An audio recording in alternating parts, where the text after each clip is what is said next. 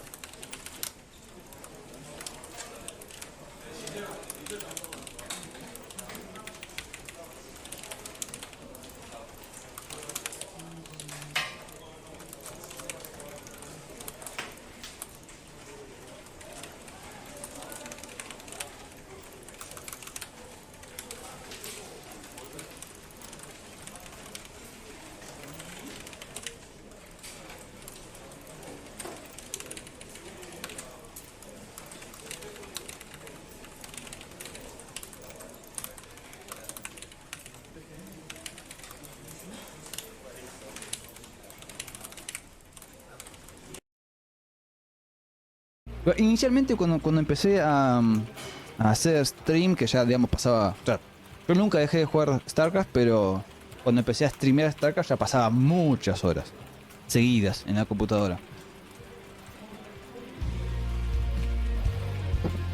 Lo cual principalmente me causó problemas en los ojos, porque siempre fui medio delicado de los ojos, por el tema del ojo seco.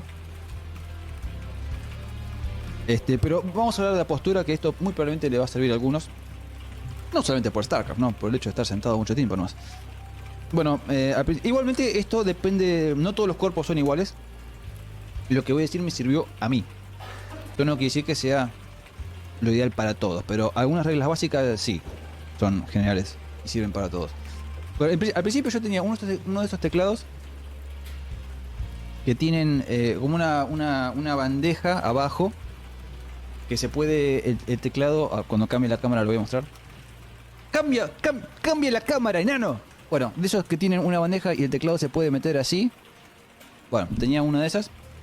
Y no solamente estaba el teclado ahí, sino que también estaba el mouse en un espacio extremadamente reducido. Porque la jugabilidad y el confort me importaban un rábano para el StarCraft. Literalmente no me importaban.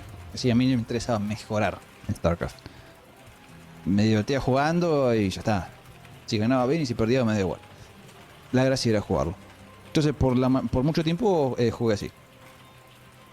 Hasta que estuve muchas horas sentado haciendo stream. Mi stream más largo fue de 17 horas. Imagínense.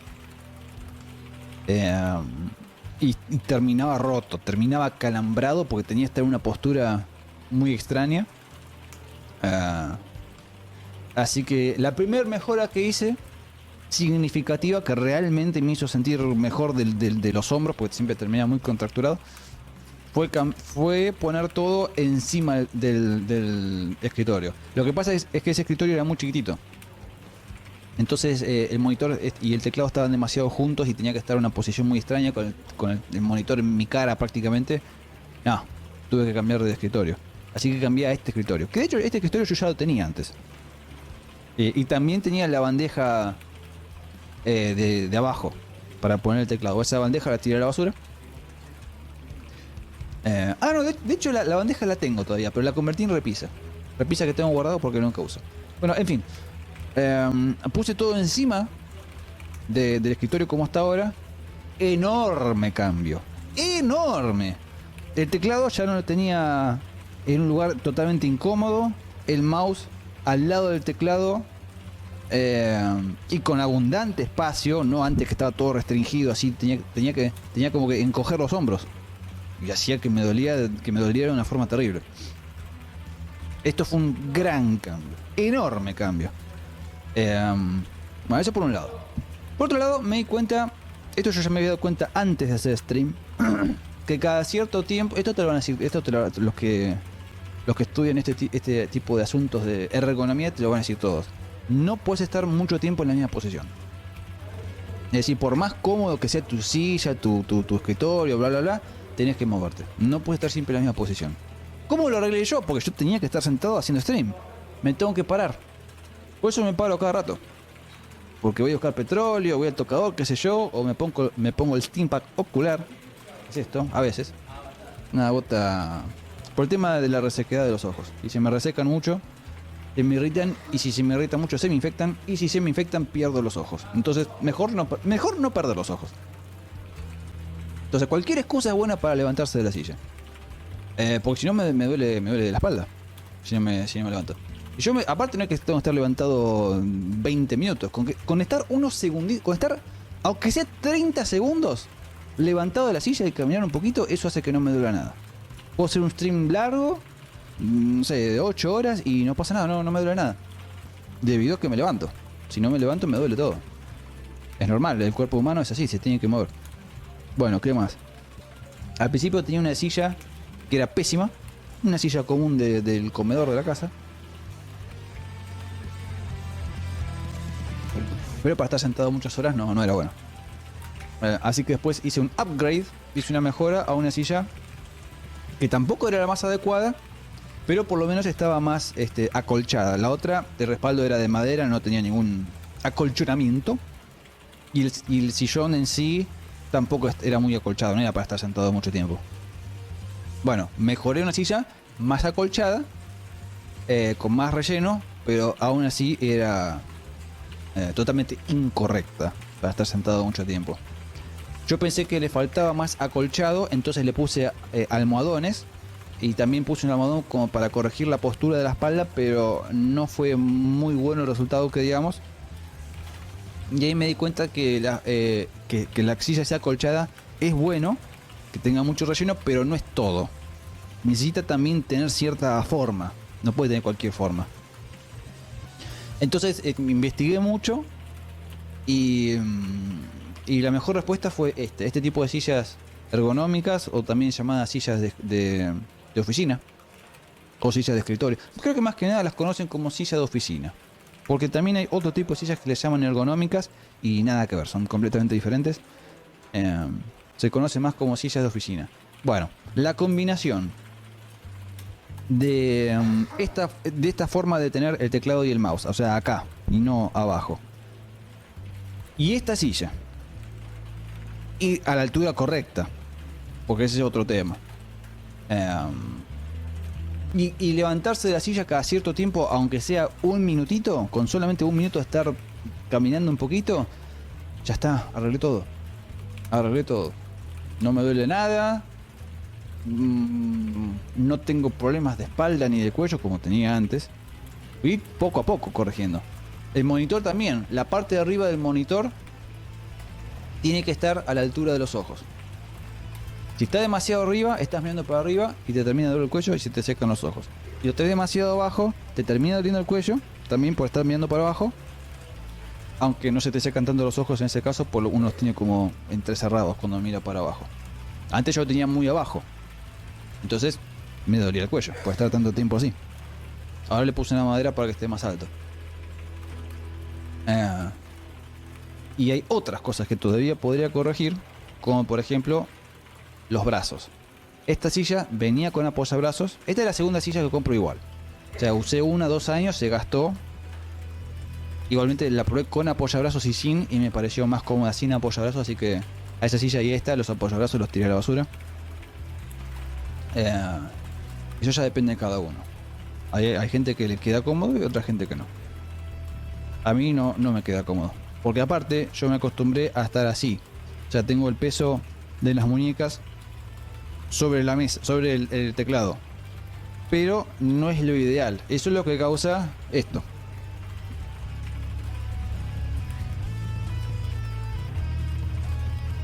Porque todo el peso del brazo está sobre la muñeca todo el tiempo, durante muchas horas. No me causa dolor, pero eventualmente podría causar. Porque yo lo hago está sobre el hueso, en realidad. Como está sobre el hueso, no me altera, digamos, a los nervios ni a los tendones. A ver si no apoyo sobre la carne, apoyo sobre la puntita ahí en el hueso. Entonces, sobre el hueso, ¿qué me va a hacer? A lo sumo es endurecer el hueso, qué sé yo. Pero no me causa dolor ni molestia de ningún tipo. Pero probablemente a largo plazo no sea lo ideal. De hecho, lo que se recomienda es que el brazo esté flotando. Es decir, que no toque el teclado, o que apenas lo toque. Eso es lo que se recomienda. Y en algún momento tengo que hacer eso. Lo que pasa es que para hacer eso tengo que hacer modificaciones que en este momento me resultan altamente incómodas. ¿Cómo se soluciona eso? En mi caso, de 2 formas. Una es levantando la silla para que mis brazos automáticamente se levanten. Pero si hago eso, las piernas me quedan flotando. Entonces tendría que poner un reposapiés. No voy a poner un reposapiés. Lo que tendría que hacer es bajar el escritorio. Pero para bajar el escritorio, para no tener que subir la silla, para no tener que comprar un reposapiés, tendría que cortar los cajones del escritorio. O sea, tendría que anular un cajón para que todo esté más bajo. Tendría que mandarlo a la maderera. No tengo ganas de hacer eso. O sea, yo no tengo dolores o problemas como para que justifique. Algún día lo haré. No tengo ningún apuro. Ya hace años que estoy así, no me duele nada. ¿Por qué voy a cambiar algo que está bien? ¿Por qué lo voy a cambiar? Algún momento lo haré. Pero no me causa problema estar así. Y bueno, cuando haga eso, el monitor me va a quedar bajo. Así que nuevamente voy a tener que poner otra cosa de otro tamaño para volver a levantar el monitor. Los monitores que tengo yo no son regulables. Y solamente levanté el monitor que tengo enfrente mío. Yo tengo 3 monitores.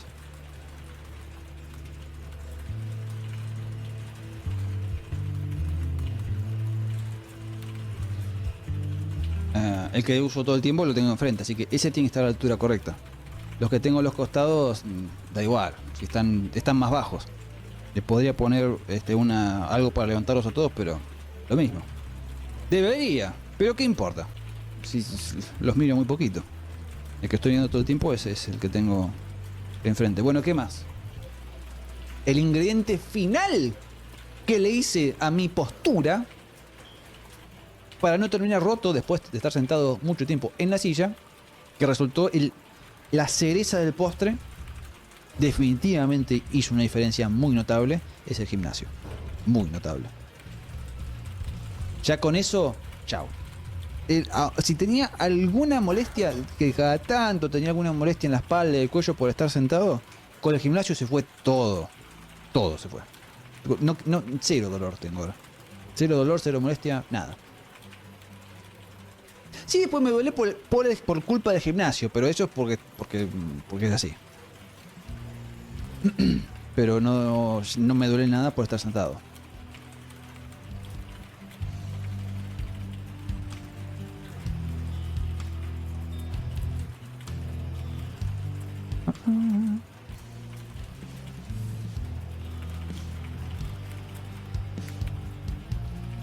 Brian, o poner almohadillas en esa parte de las palmas. A mí no me sirve eso. Lo he probado levantar así las muñecas con un apoyo abajo. De hecho, este teclado venía con un apoyo. Pero a mí no me sirve. Eso no quiere decir que a otra gente sí le sirva.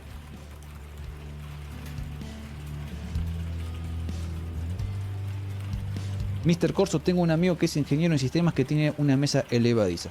Sí, es una muy buena opción. Él la suele levantar y está parado un rato. Yo no lo haría eso. Haciendo stream, no, por el tema de las cámaras, es un lío. Pero para otras aplicaciones computadorísticas, me parece buena idea. Estar parado cada cierto tiempo y luego sentado, es bueno. Lo he visto, sí.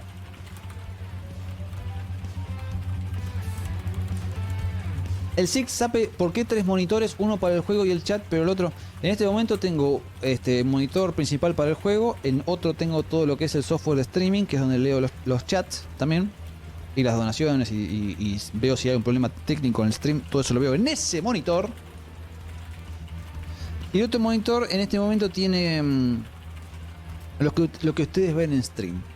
O sea, ahí puedo ver lo que se ve en stream, pero chiquitito. Y acá lo veo en pantalla completa. Porque a veces cuando estoy modificando los gráficos o alguna cosa que necesito ver muy en detalle, la veo en ese monitor.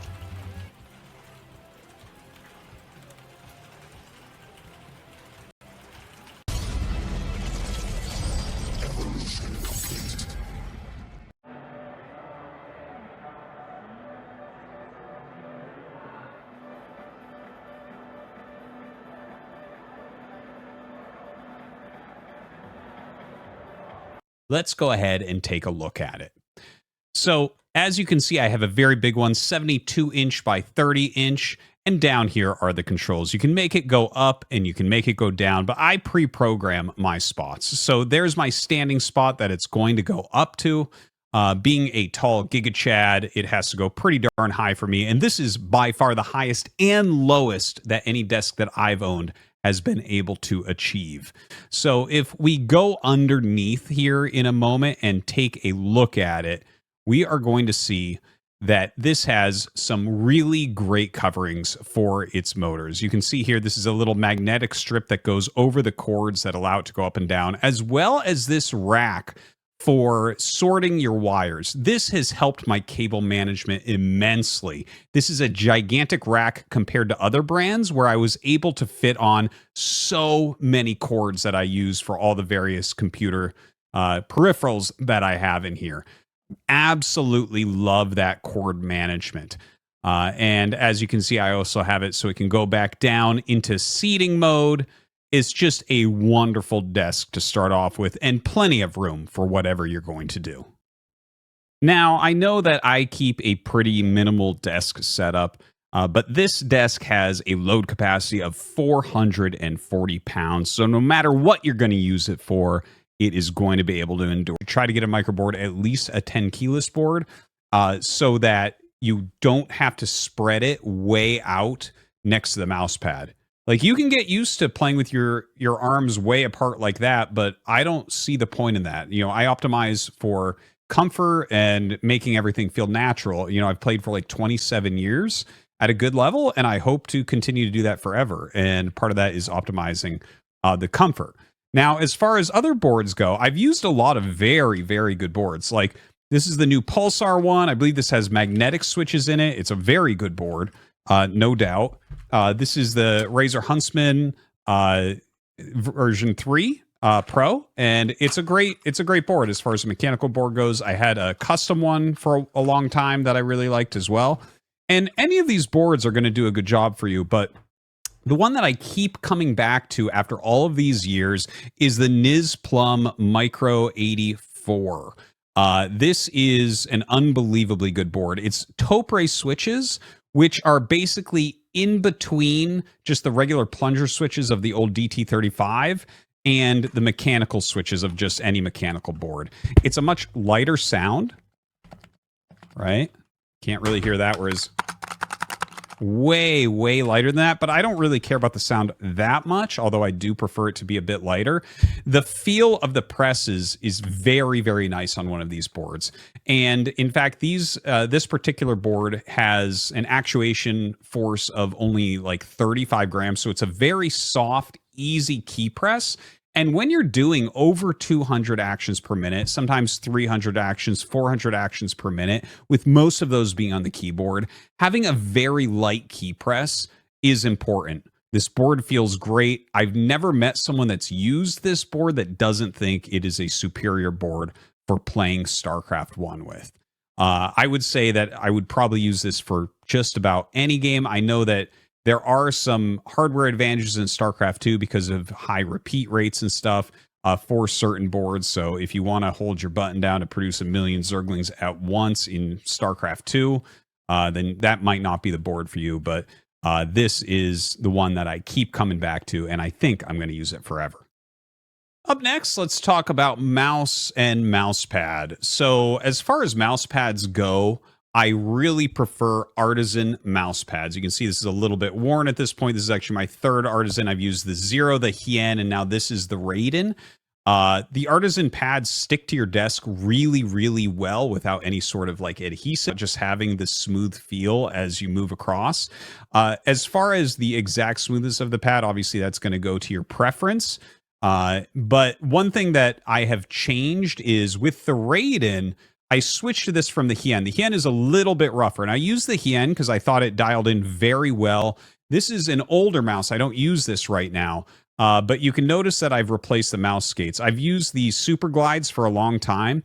These are, in my opinion, the best mouse skates you can get for a mouse, but it does get a little bit pricey getting Super Glides every time you're going to get a new mouse, especially if a mouse breaks. It can be really annoying to have those shipped in. And these are actually a little bit too fast in combination with the Raiden, in my opinion. So when I switched from using the Super Glides all the time into just the mouse feet that come with the mouse, I got the slightly faster Raiden mouse pad, and it was basically the same exact thing. So I think that mouse feet and mouse pad have a lot to do with each other as far as that goes. Now, as far as the actual mouse itself goes, I've used just about everything. The amount that I have spent and tried on mice over the years is honestly a bit embarrassing. I've really tried to zero in on getting the best mouse. And again, I think that there's a lot of marketing stuff that goes on with that like is not necessarily needed. Like, you don't need 35,000 DPI or whatever these numbers are getting to. As far as like really light mice go, yeah, I mean, you can get a light mouse. I prefer to have a slightly lighter mouse. But a lot of these lighter mice are getting really small in your hand. and you don't want your hand to cramp. It really kind of depends on the way that you hold your mouse and the size of your hand. But for instance, very few RTS players will use an actual fingertip grip where no part of your palm hits. That is a very rare grip in the RTS scene. And in fact, a palm grip is very rare as well. That's more in FPS games. For RTS players, it's almost always a claw grip, which is in between, where you're using a lot of your fingertips, but some part of your palm will probably hold the back of the mouse. So I think that you should get a mouse that fits in your hand correctly for your grip. If you have to scrunch up because the mouse is small, I don't think that that is a good idea at all. You want to, again, kind of maximize for feeling comfortable with the mouse, and trying to make sure that your hand actually fits correctly and you're not straining yourself. So I think a lot of the smaller super light mice are probably not the right ones for a lot of people. I've gone back towards larger mice over the last few years here. Another thing that I've done is I've gone away from the wireless mice. These mice are amazing. Like, this is the Razer Viper Pro version 2. One of the best mice I've ever used. I really prefer Razer optical switches in the actual buttons. They feel fantastic. It feels unbelievably accurate. And I have never had one wear down. I have the Razer Viper Mini from when it was launched, and I can still use it to this day.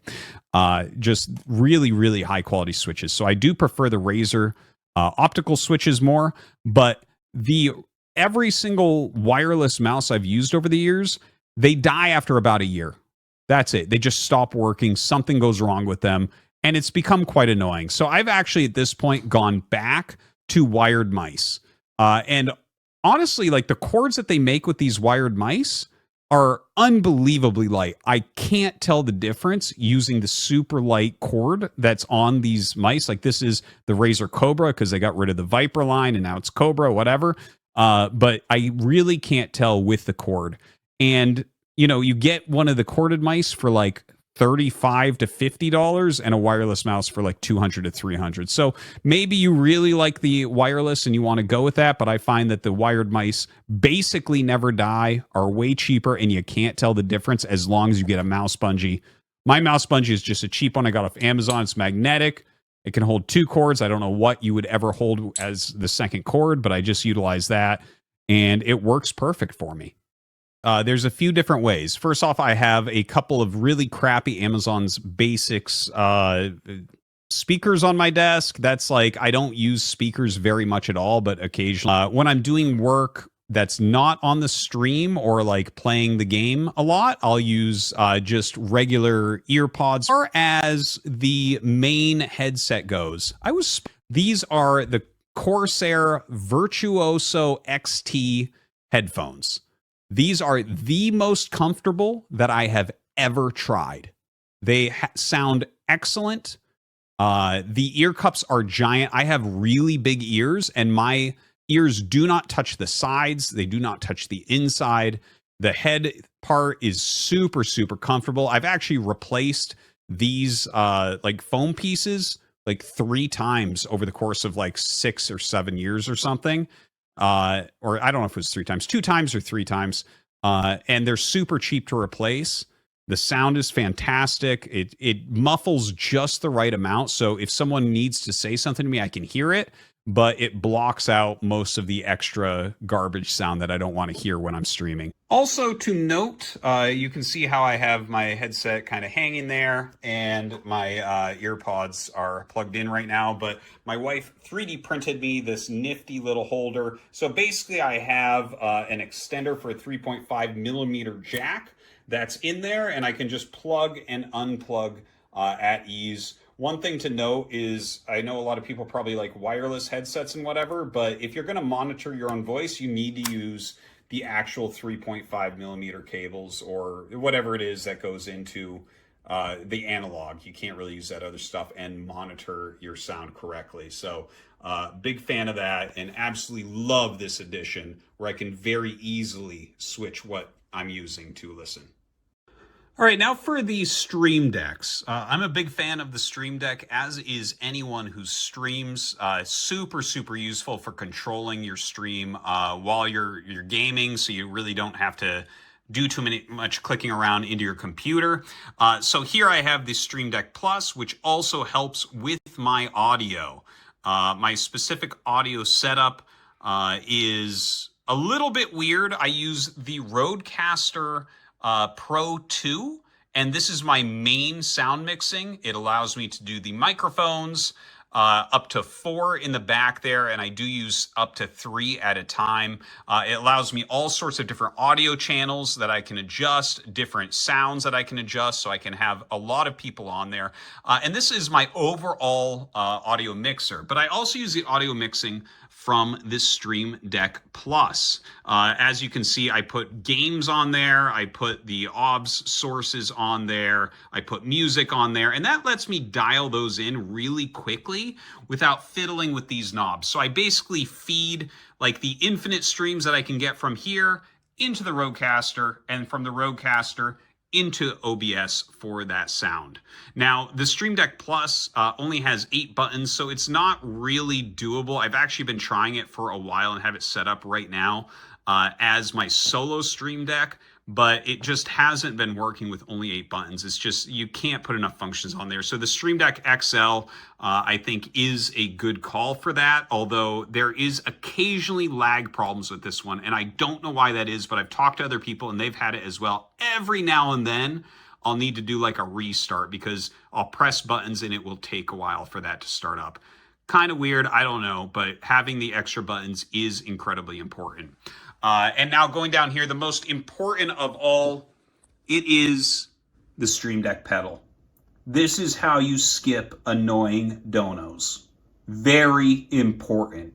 You can do this while microing against zealots. For my microphone, it's a little bit boring because everyone basically uses the same thing. This is the Shure SM7B. It's just like the best microphone that you can get. And the only thing I ever have to do with this is occasionally replace this when it gets like too dirty or something. You know, that's it. And it's super cheap to do. Sounds absolutely fantastic. You can't beat it. The mic arm, this one is the Rode PSA 1 Plus. And the reason why I got this one is because, well, it had good reviews and everything, but it's super, super long. I have a very wide desk and I like to mount it on the side. I don't want it getting in the way. And I can just tuck it away super, super easy. One thing to note is this one is so strong, it has never budged when I was using it. I have used mic arms before where occasionally it'll droop. It doesn't matter what angle I put this thing at. It works perfectly every single time. I've been using this specific one for 3 years now, and I haven't had a single issue with it ever. Still works like it's brand new. All right, so I use the Rodecaster Pro 2 so that I can plug in more than one microphone. I actually got that quite a long time ago. You know, Tastes and I have been casting ASL together for a long time, and we started out with these mics. This is the Audio-Technica BPH S1. This is like the perfect balance of quality versus cost. These headsets, like if you go about a step up from these, the headsets start costing like $1,000. These were like about $200, and I have 2 of these. So it's really nice because, for instance, Tastes and I have the exact same headsets that we'll cast on, so we just sound exactly the same during ASL as opposed to trying to balance completely different mics with different audio qualities to them. Also, if I have someone else over, oftentimes we'll each use one of these headsets so that our voices line up really well. It is a fantastic headset. It's not as comfortable as something like this. Its sound is not quite as good as something like this, but it is a fantastic balance for a headset. My chair is the Flexi Spot. Let's take a look. So the headrest is unbelievably flexible. Look at this back. You can move it to any size to fit you just perfectly. Absolutely awesome. The lumbar support is second to none. This really makes a big difference compared to a lot of gaming chairs. Of course, you can make this seat as deep as you want, which is fantastic for adjustment. But the most adjustable thing are the arms. The arms are unbelievable. You can't not find exactly what you want as far as where you want the arms to go. We also have a very comfortable seat overall. So let's talk about my monitors. I do a 3-monitor setup, as you can see. And this is a newer way that I've been doing it recently. It is way better this way. So this is my main gaming monitor. By the way, all 3 of these are BenQ monitors.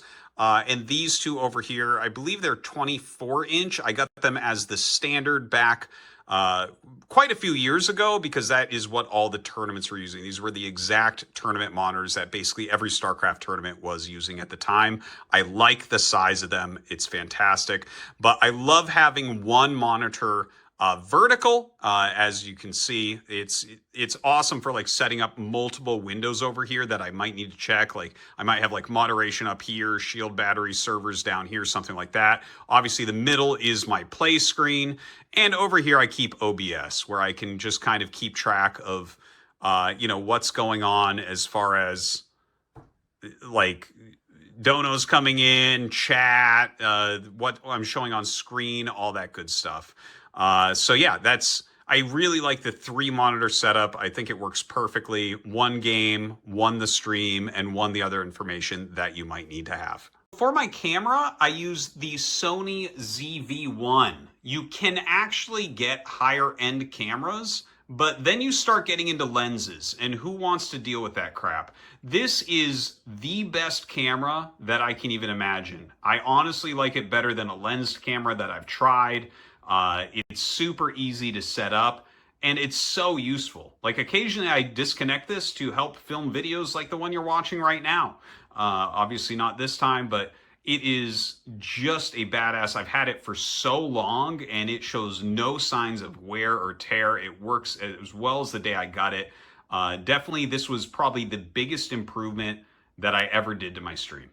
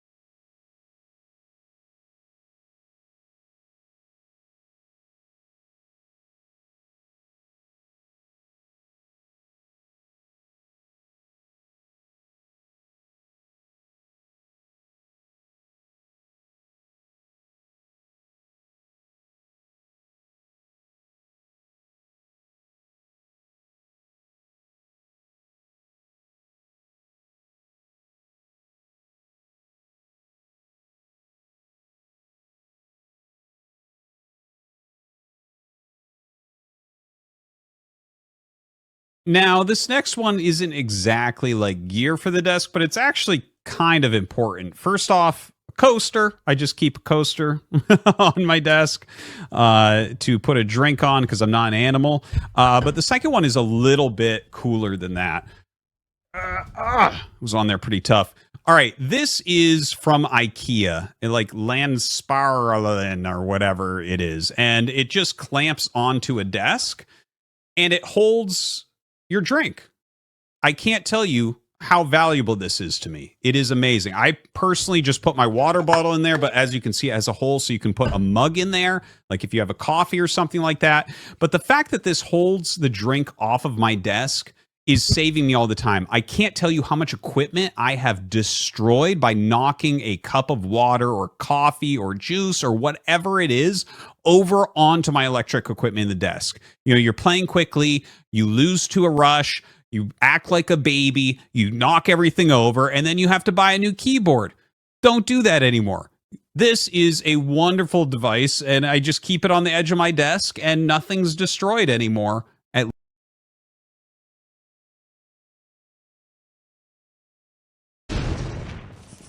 Oh, hell. Big job, huh? Huh?